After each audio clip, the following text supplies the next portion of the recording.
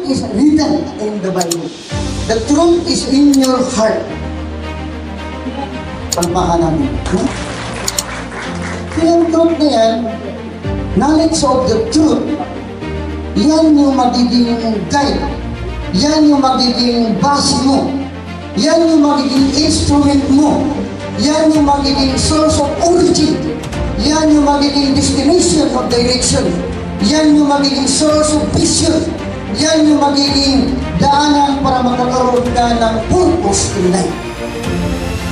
But without the truth, danger, kung ingat ka, baka yung knowledge na nandyan sa'yo, yan yung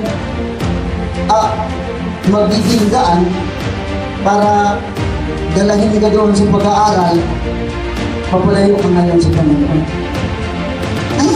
There are so many knowledge in this world. Ang daming mga knowledge na dapat pag-usapan sa mundo.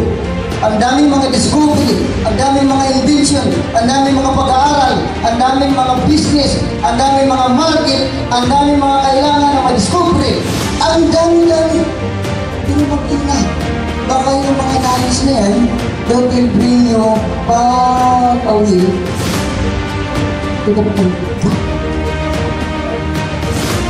Brothers and sisters, tamaan natin.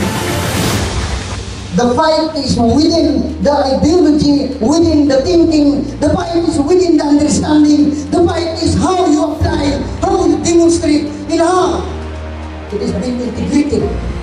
The knowledge, maybe it is a knowledge of God. Thinking that will lead you to the right direction.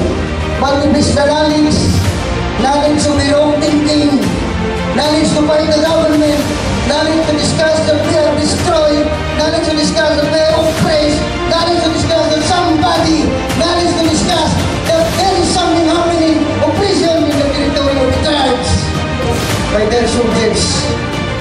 Sigurado yun, maging kalaban mo.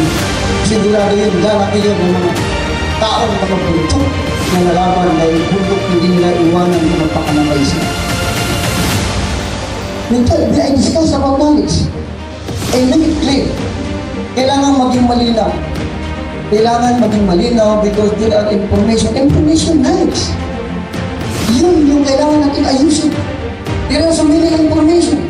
But the knowledge of the truth written in the Bible, talagang hindi ko na pag-usap-usapan. Naiiwan.